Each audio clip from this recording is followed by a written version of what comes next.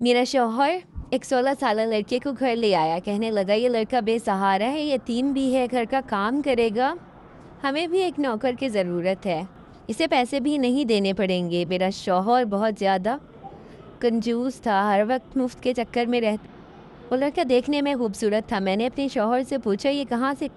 कहने लगा मेरे दोस्त के घर इसने चंद काम किया था, लेकिन अब वो अमेरिका जा रहा था तो मुलाजिम मुझे दे दिया। बस 2 वक्त की रोटी खाएगा और जो कर देगा। ये सुनकर मैंने कहा सिलम हमारे घर में बस 2 कमरे हैं, एक को ड्राइंग रूम बना रखा है, ये हमारा कमरा है, ये खुला सहन है, ये लड़का रहेगा कहाँ? मेरे इस सवाल पर कहने इसकी फिक्र करने की ज़रूरत नहीं, बस सहन में चारपाई बिछा देना, चुपचाप सोए जाया करेगा। मैंने कहा चलो ठीक है। वो लड़का बड़ा ही चुपचाप सा था।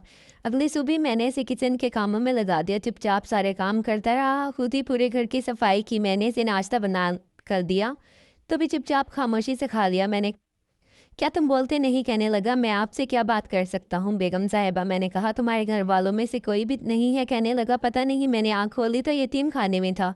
3 साल का था जब एक शख्स मुझे यतीम खाने से ये कहकर लाया कि इसकी औलाद नहीं है, इसे बच्चा चाहिए। वो कहने लगा कि अच्छे स्कूल में डाल, बच्चे को अच्छी तालीम और तरबियत दूंगा। लेकिन 5 साल की उम्र में ही इसने मुझे घर के कामों में लगा दिया, छोटे मोटे सामान लाना, बर्तन धोना, मेहमानों के आगे बर्तन लगाना। बस जी ऐसे ही ज़िंदगी गुजरने लगी। फिर वो बूढ़ा मर गया तो इसकी बीवी ने मुझे घर से बाहर निकाल दिया। फिर दूसरे दिन मुलाजमत शुरू कर दी, लेकिन जिसने भी रखा 2 वक्त की रोटी के लिए ही रखा, इससे ज़्यादा किसी ने कुछ ना दिया। 2 रोटी के एवज़ में घर का सारा काम कर देता हूँ। ये सुनकर मुझे बड़ा दुख हुआ था। बेचारे की क्या ज़िंदगी थी। मैंने इसके सर पर हाथ रखा और कहा कि तुम फिक्र मत करो, मैं तुम्हें थोड़े बहुत पैसे दे दिया करूँगी। असल में मेरे मियाँ की भी इतनी ज़्यादा तनख्वाह नहीं है। वो कहने लगा नहीं बीबी जी रहने दें, बस 2 वक्त की रोटी दे रही है ना, मेरे लिए यही काफ़ी है। मेरा कौन सा ख़ानदान है मुझे जिसकी खफालत करनी हो और इसको मुझे पैसे देने हैं। मेरे दिल में इस बच्चे के लिए हमदर्दी सी पैदा होने लगी थी, लेकिन मैं नहीं जानती थी ये हमदर्दी मुझे बहुत महंगी पड़ने वाली है। मेरे शौहर का काम मुसलसल कुछ ऐसा था कि कई दिनों तक वो दूसरे शहर भी जाना पड़ता था। जिस कंपनी में वो काम करता था, इसका बॉस मेरे शौहर को महीने में 2-3 दफ़ा दूसरे शहरों में भी ऑर्डर लेने के लिए भेजता था। अब मेरा शौहर दूसरे शहर जाता तो 3-4 दिन बाद ही वापस आता था।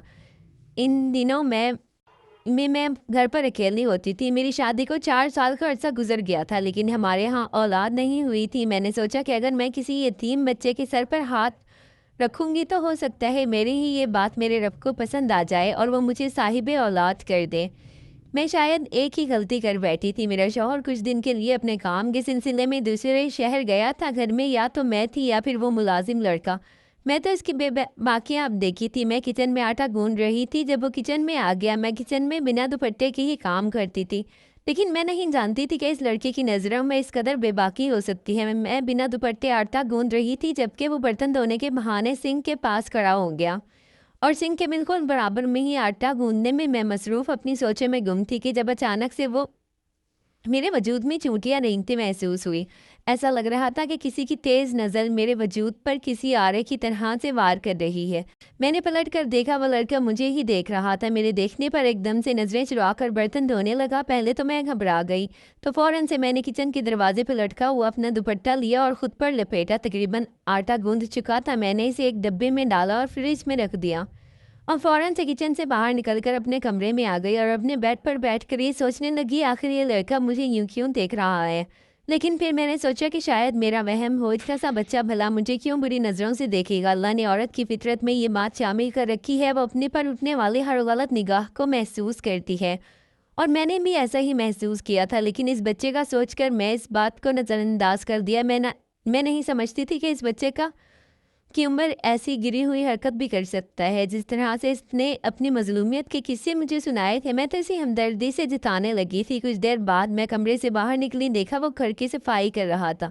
मैं सोफे पर बैठ गई और इसे देखने लगी। देखने में बज़ाहिर इसमें कोई बुराई नज़र नहीं आ रही थी, अपने काम से काम रखने वाला था। मैंने सोचा शायद मैंने इसके बारे में गलत अंदाज़ा लगाया है। खाना खाने की बात कहने लगा, बेगम साहिबा सर्दी बहुत हो गई है, अगर आपको बुरा ना लगे तो मैं कमरे में सो जाऊं। इसकी बात तो ठीक ही थी। मौसम सरमा शुरू हो चुका था और हवा में खनकी सी थी।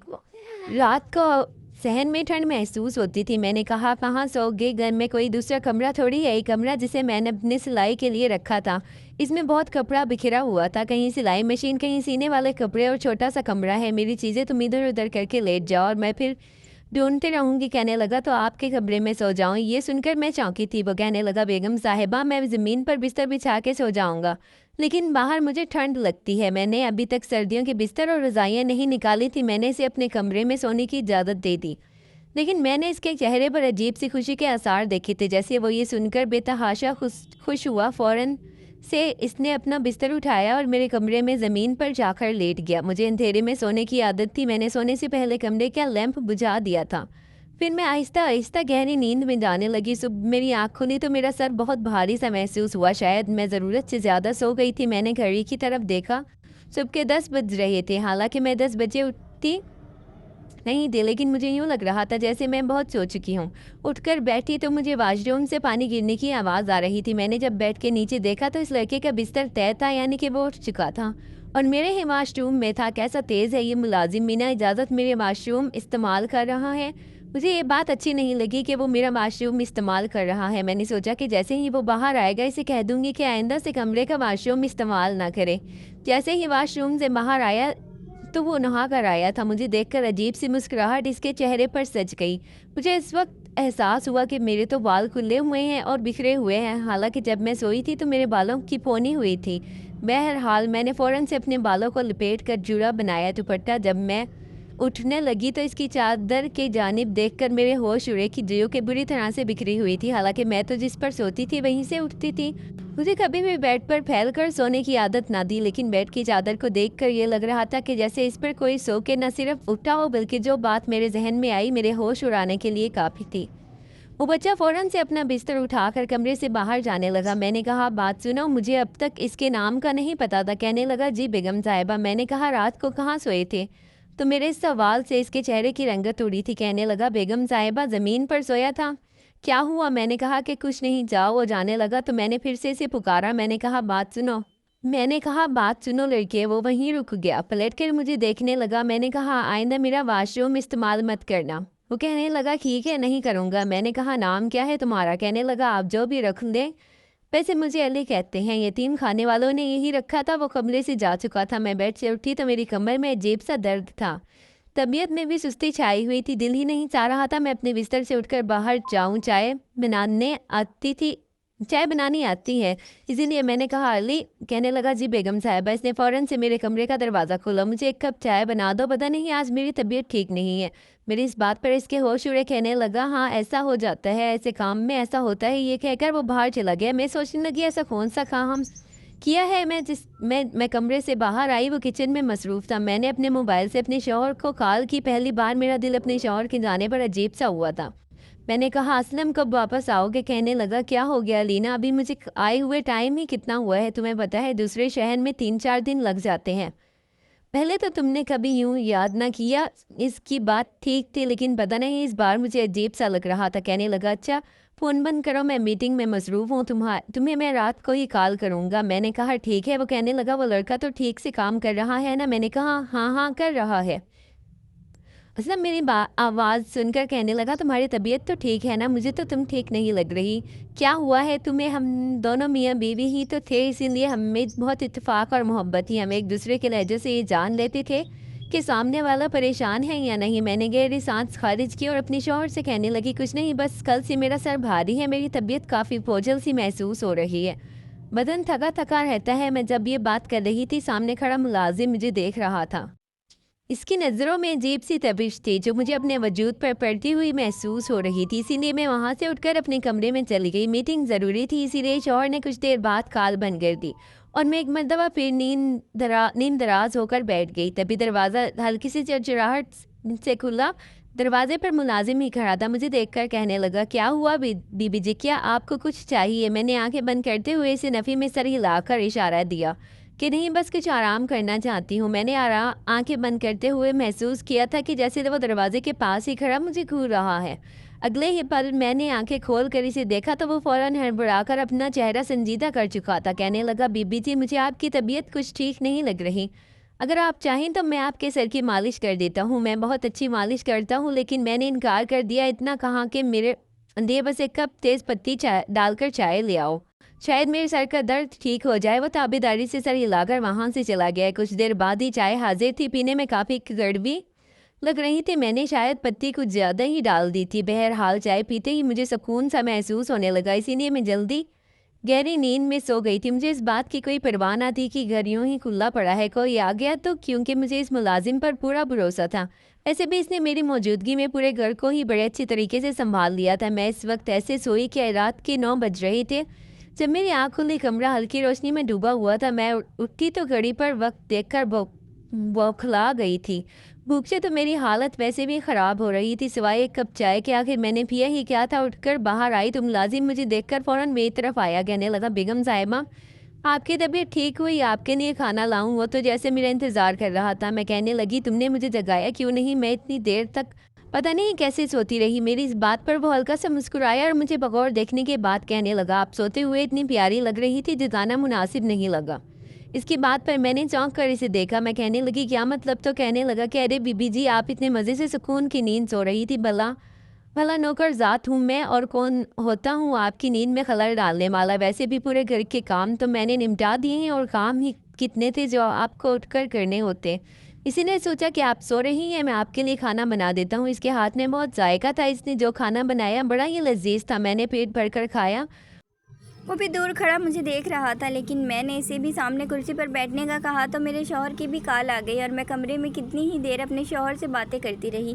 2 گھنٹے سے مسلسل میں اپنے شوہر سے باتیں کر رہی تھی۔ اسی دوران کمرہ بند تھا، وہ ملازم کمرے سے باہر موجود تھا۔ 2 گھنٹے گزر گئے تو اچانک دروازے پر دستک دینے لگا۔ میں نے دیکھا تو بولا، آپ کتنی دیر مزید اپنے شوہر سے بات کریں گی بیگم صاحبہ؟ مجھے نیند آ رہی ہے۔ وہ اس قدر اونچی آواز میں بول رہا تھا کہ اس کی آواز یقیناً میرے شوہر نے بھی سنی تھی۔ ایک دم سے فون کی دوسری جانب سے خاموشی چھا گئی، پھر میرا شوہر انتہائی سنجیدگی سے کہنے لگا، یہ ملازم کہاں سونے کی بات کر رہا ہے؟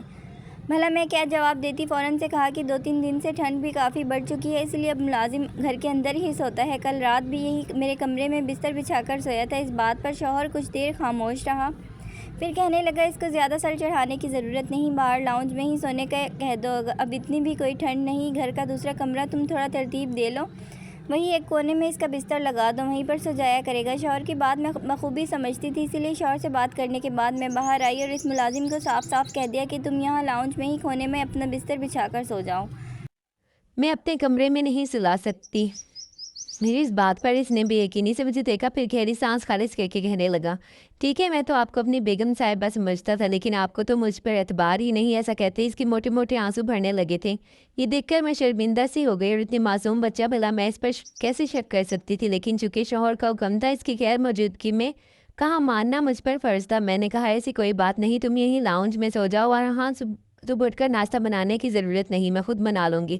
اتنا کہنے کے بعد میں اپنے کمرے میں چلی گئی۔ حیرت کی بات تو یہ تھی کہ اتنا سونے کے باوجود بھی جب میں اپنا بستر پر لیمپ آن کر کے کہانیوں کی کتابیں پڑھنے کے لیے بیٹھی تو ایک مرتبہ پھر نیند مجھے اپنے غلبے میں لینے لگی تھی۔ میں وہیں بیٹھے بیٹھے ہی سو گئی۔ رات کا نہ جانے کون سا پہر تھا جب میری آنکھ کھلی۔ میں تو سمجھ رہی تھی میرا شوہر میرے پاس موجود ہے، لیکن جب آنکھ کھول کر منظر دیکھا تو میرے ہوش اڑ گئے۔ اگلے ہی پل میرے سارے ہوش ٹھکانے آ چکے تھے، میرا شوہر تو گھر پر موجود ہی نہ تھا، اور جو منظر میں نے دیکھا حیران ہو گئی۔ ملازم تبے قدموں اپنی شرٹ کو اٹھائے میرے کمرے سے باہر جا رہا تھا۔ میں تو جتنی حیران ہوتی اتنا کم تھا۔ اپنی حلیے پر غور کیا تو جو اس سے مجھے سمجھ آیا، میرے رونگٹے کھڑے ہو چکے تھے۔ مجھے تو ایک پل میں اس نوکر سے خوف آنے لگا تھا۔ میرا وجود ایک مرتبہ پھر درد سے ٹوٹ رہا تھا۔ جو کچھ میں نے محسوس کیا تھا وہ بالکل بھی اچھا نہیں تھا۔ میں فوراً واش روم میں چلی گئی۔ یہ خوف کی لہر میرے وجود پر حاوی ہو چکی تھی۔ صاف ظاہر تھا اس 16 سالہ نوکر نے میرے ساتھ غلط کام کیا تھا۔ میں اپنے کمرے کو اندر سے لاک کر لیا۔ اس کے بعد تو میں سو ہی نہیں پائی تھی۔ میرا 16 سالہ لڑکا یہ سب کیسے کر سکتا تھا، اور میں کیسے یہ سب کچھ دیتی رہی؟ مجھے ہوش کیوں نہیں رہا؟ یہی سوچ کر میں پاگل ہو رہی تھی۔ اگلی صبح ہوئی تو نوکر یہی لاؤنج میں سو رہا تھا۔ کمرے سے باہر نکلی تو مجھے عجیب سی نظروں سے گور کر دیکھنے لگا۔ میں بغیر ثبوت کے اس پر الزام نہیں لگانا چاہتی تھی، لیکن میں اسے مکمل طور پر نظر انداز کرتی ہوئی اپنے گھر کے کام کرنے لگی۔ اسی دوران میں نے نوٹ کیا وہ لڑکا بس عمر سے ہی چھوٹا تھا، جبکہ تجربات اور نظروں سے وہ کوئی بھوکا بھیڑیا ہی لگ رہا تھا۔ اس رات جب میں اپنے کمرے میں سونے کے لیے گئی تو میں نے اس لڑکے کو اپنے کمرے میں داخل تک ہونے نہیں دیا تھا۔ शायद वो मुझे कोई बेहोशी का दवा दे रहा था जिसकी वजह से मुझे होश नहीं रहती थी। इस रोज़ मैंने पूरी एहतियात बरती थी। कुछ देर बाद मुलाजिम कमरे में आया, मुझे देखकर कहने लगा, बेगम साहिबा लाएं अपना स्प्रे दें, मैं कमरे में छिड़काव कर देता हूँ। लेकिन फिर कुछ सोचते हुए मैंने इसे मना कर दिया। मैं कहने लगी, मैं खुद स्प्रे कर लूँगी, तुम रहने दो। वो वहाँ से जा चुका था, लेकिन इस रात मैंने भी स्प्रे नहीं लगाया था। मेरी आदत थी कि मैं कमरे में स्प्रे करके ही सोया करती थी। इत्तेफाक से आज रात ही मेरा शौहर भी आने वाला था। मैं अपने बिस्तर पर लेटी और सोने की एक्टिंग करने लगी, जैसे ही गहरी नींद में सो चुकी थी। कुछ ही देर बाद कमरे का दरवाज़ा खुला। धीरे धीरे कोई कमरे में आया और फिर मुलाजिम मुझे आवाज़ देने लगा, बेगम साहिबा जाग रही हैं या सो रही हैं? बेगम साहिबा, आपका अली आ चुका है आपके साथ रात गुजारने के लिए। शायद इसे यकीन था कि मैं सो रही हूँ, इसीलिए वो अपनी असलियत दिखा रहा था। मेरा पूरा वजूद चींटियों से रेंग रहा था। एन इसी वक्त दरवाज़ा खुला, मेरा शौहर वहाँ मौजूद था। मुलाजिम ने अपनी शर्ट उठा रखी थी। यूँ मालिक को सामने देखकर हड़बड़ा सा गया, जबकि मैं भी इस पल उठकर बैठ गई। शौहर ने जब मुलाजिम को और मुझे देखा तो इसके माथे पर पल आ गए। दरहकीकत मेरे साथ जो हो रहा था मुझे महसूस कर रही थी, इसके बारे में मैं अपने शौहर को इसी वक्त बता चुकी थी। मैं इन बीवियों में से नहीं थी जो मुनासिब वक्त के चक्कर में नुकसान करवा लेती थी। अगले ही पल मेरा शौहर कमरे में दाखिल हुआ और नौकर को गर्दन से पकड़कर थप्पड़ मारकर कहने लगा, तूने जिस थाली में खाया इसी में छेद कर रहा है। मैं तो तुझ पर एहसान करके इस घर में लाया था, लेकिन कैसी बेगैरती की तूने मेरे घर में ही शुरू कर रखी है। बता क्या क्या किया था पहले? वो इनकार करता रहा, लेकिन जब मेरे शौहर की भारी भरकम हाथ इसके वजूद पर पड़े तो रोने लगा। इसने जो कुछ बताया हमारे वहम गुमान में भी नहीं था। कहने लगा, यतीम खाने से जो शख्स मुझे अपने साथ लेकर अपने घर का नौकर बनाकर लाया था, इसके साथ साथ वो मेरे साथ गलत काम भी करता था। मैं सिर्फ 7 साल का था जब इसने पहली मर्तबा मेरे जिस्म को गलत तरीके से छूना शुरू किया। वो मेरे जज्बात को उबारता था, मुझसे गलत काम करवाता। मैं नौकर था, सवाब समझकर हर बुरा काम करता था। वो मुझे मारता भी था, अजियतें भी देता। मुझे कहता कि मैं करूँ वो करूँ, मैं करता चुपचाप। शायद वजह यही थी कि पहले से मैं जवान हो गया था, मेरे अंदर नस्वानी कशिश पैदा होने लगी थी। इस मालिक ने मेरे साथ जिनसी ज्यादती भी की और फिर जब मुझसे दिल भर गया तो एक नया नौकर लाकर रख लिया और मुझे घर से निकाल गया। इसके बाद से मैं दर दर भटकता रहा। फिर आपके घर आया तो मालकन को देखकर मेरा सरबर जवाब दे गया। फिर इसके स्प्रे में ऐसी दवाई मिलाई जिसे सूंघकर ये मीठी नींद सो जाती थी। मैं तो इसके सोने के बाद ही कमरे में आता था, तब तक वो खुशबू भी कम हो जाती थी, मुझ पर इसका असर ना होता। मालकिन के सोने के बाद मैं इसके साथ ये सब कर गया। वो रो रो कर मेरे शौहर से माफ़ी मांग रहा था, जबकि मुझे इस पर इंतहाई गुस्सा और अफसोस हो रहा था। मेरे शौहर ने इससे इसी वक्त घर से निकल जाने का कहा, लेकिन वो रोते हुए कहने लगा, मैं आधी रात को कहाँ जाऊँगा, मुझे बख्श दीजिए, मैं आइंदा ऐसी हरकत नहीं करूँगा। मगर इस जैसे लड़के को मज़ीद यहाँ पर रखना कोई अच्छी बात नहीं थी। इस बच्चे को बिगाड़ने में और इस नौबत तक पहुँचाने में सबसे पहला हाथ इसके मालिक का था, जो इसे यतीम खाने से लेकर आया था। काश यतीम खाने वाले ये देख लेते कि ये बच्चा जिन हाथों में गया है वो वहाँ पर महफूज है या नहीं। अगर थोड़ी छानबीन भी करवा ली जाती तो आज ये बच्चा ऐसा ना होता। सारी रात मेरे शौहर ने इसे बाहर गेट पर ही बिठाए रखा था और अगली सुबह होते ही खुद इसे पुलिस के हवाले किया था। पुलिस को भी सारे मामले से आगाह कर दिया था। इसे बच्चों की जेल में रखा गया था। कोशिश तो यही की जा रही थी कि इसे जहनी और जिस्मानी तालीम और तरबियत की जाए ताकि वो आगे जाकर एक अच्छा इंसान बन सके। मेरे शौहर कितने ही दिनों तक इस असलियत को तस्लीम ही नहीं कर सके थे कि मेरे शौहर के अलावा किसी ने कितनी मर्तबा मेरे साथ ताल्लुक़ कायम किया है। मेरा शौहर दुनिया के हर अच्छे शौहरों में था, इसने मेरा भरपूर साथ दिया था। हम दोनों में मोहब्बत ही इतनी थी। उल्टा मैं शर्मिंदा थी, मगर मेरा शौहर बोला कि मेरी ही गलती है, मुझे छानबीन करके नौकर को लाना चाहिए था। अगर मैं इसे यहाँ ना लाता तो ये सब कुछ भी ना होता। आज की वीडियो कहानी आपको कैसी लगी कमेंट करके ज़रूर बताइए। वीडियो अच्छी लगी तो हमारे चैनल को सब्सक्राइब करें। मिलते हैं एक नई कहानी में। अल्लाह हाफिज़।